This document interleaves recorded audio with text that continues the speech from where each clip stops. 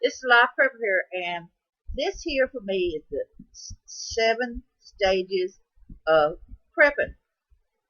Stage one is waking up. Waking up means that all at once something like a light bulb went off in your head.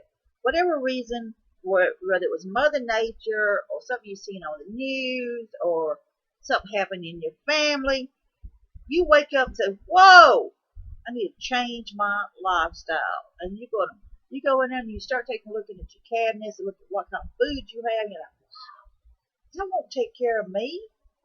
Then you go in and you look at your heating situation or your clothing situation, whatever it is. You start looking at things different. You start stepping back and say, wait a minute. I don't even have enough food in here to do it. So that is waking up. You're realizing that I've got to do something different. I've got to change my lifestyle around for the better because whatever reason it was that woke you up, you are now awake. You are no longer inside that box anymore. You're outside that box, thinking like, I've got to do something different. Today's the day I'm changing things. Stage two is fear. Fear will control you. You will start researching everything, reading everything, and you will just have constant fear. You will be afraid of everything at first. You are fearing the apocalypse. You are fearing the zombie outbreak. You are fearing the virus outbreak. You are fearing EMPs. You are fearing the GMO. It is fear that sits in with you. Like you are worried about everything at first. You're researching on everything. You're reading everything. You're fear. Stage two. Stage three is newbie mistakes. Newbie mistakes, and I've done it, and I still probably will do it. We want to buy things we don't need because we think we need it. We will go to the sites, we will get the magazines, we will listen to other preppers talk about having all this stuff, and we think we got to have it.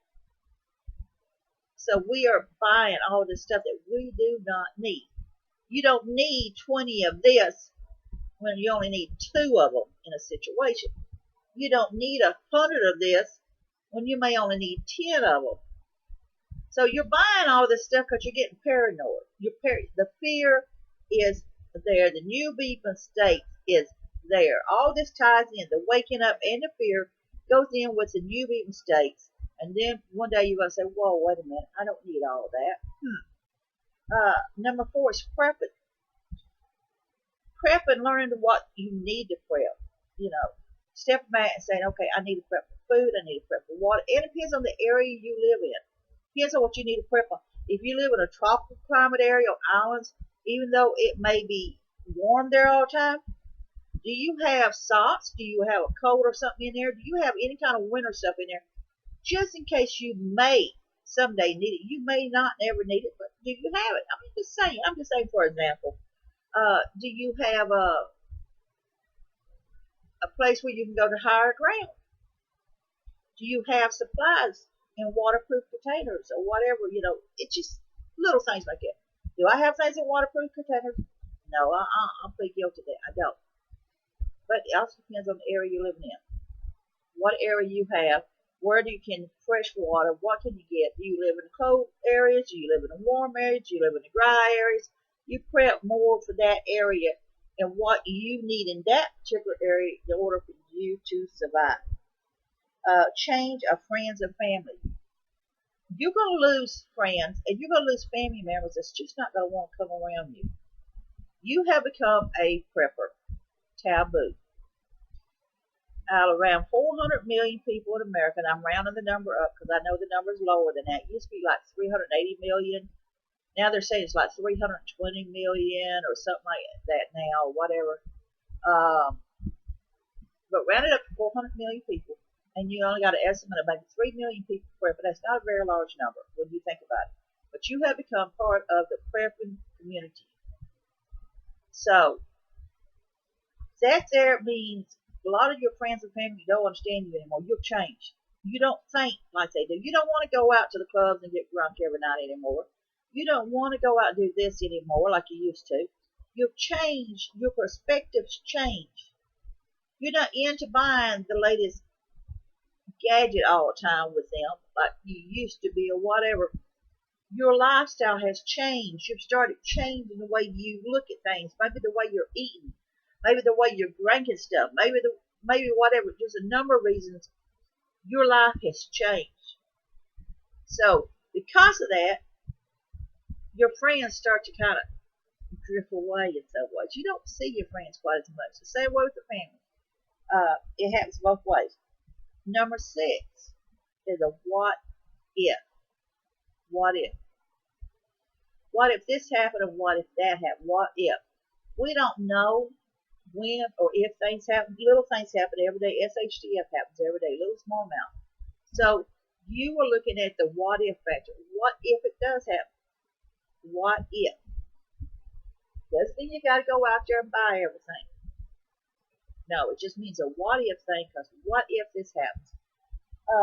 What if is something you think about all the time. You think about now. You just don't take things for granted anymore. You do the what if. Number 7 is life itself. Life itself in forever doesn't mean you got to stop living. Doesn't mean you got to stop enjoy doing things you like to do. Life is changing every day, so you can't do anything about that. It's going to change. It's going to happen no matter what. You do not have the full control or total control. You can control some things. In events of storms or whatever, you can go to shelter or whatever. You can do things. You can prepare yourself the best possible way. But life does what life does. There is no 100% to it. No matter how much you prep or whatever, you cannot never be 100% prepared for life itself, because life changes every day. The future becomes the present becomes the past. All we can do is prepare. What we're doing right now becomes part of the past. What's in the future becomes part of the present. So it's a never ending cycle. So you might be preparing something for 5 years from now.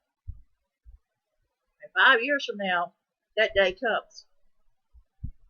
And it may change. It may not even be the same that you were preparing for 5 years from now. However much it might have changed by just 2 or 3%, but nonetheless it changed. Or it may change a whole lot compared to what you thought about. So as a prepper, life is something that's never ending changing, full of not knowing. We can't predict it. It changes. We don't know if things are going to happen in our lifetime or the next lifetime. They preach about it all the time, gloom and doom all the time. It's up to you how you want to live your life as a prepper situation. So this in here is just my 7 stages of prepping. Like I said, waking up to the world, seeing things outside the box for the first time. Fear sets in. The newbie mistakes is number 3, where we make a lot of mistakes and people will take advantage of the situation. Now 4 is the prepping. Sit down and really decide what you want to prep and why you want to prep, for what reason, what area you live in, and everything has a lot to do with it. Change of friends and family. You're going to accept that. I talk to different preppers, and they have the same problem I have. There's not really anybody really to talk to in the group, unless you become a part of this huge communion or whatever. And not everybody wants to do that. Not everybody can do that. They live in environments where they're not really able to do this. So you feel lonely because you have no one to talk to. But I want to tell you, like you said, the minute something happens, they're knocking on your door. But you're going to lose some friends and family. They're going to distance themselves because now you are no longer inside that box in the same lifestyle with them. Inside that box, it's not there for you anymore. You're on the outside looking in. So they're still on the inside looking out, and they don't want to get outside that box. But you've changed your lifestyle. So that means they're changing their lifestyle around you. What if? Is always a never ending question. You do not know what's going to happen. Number 6, you do not know what's going to happen. You can prep for just one thing or the other. You can prep for a little bit of everything just in case. But what if will happen whenever it happens.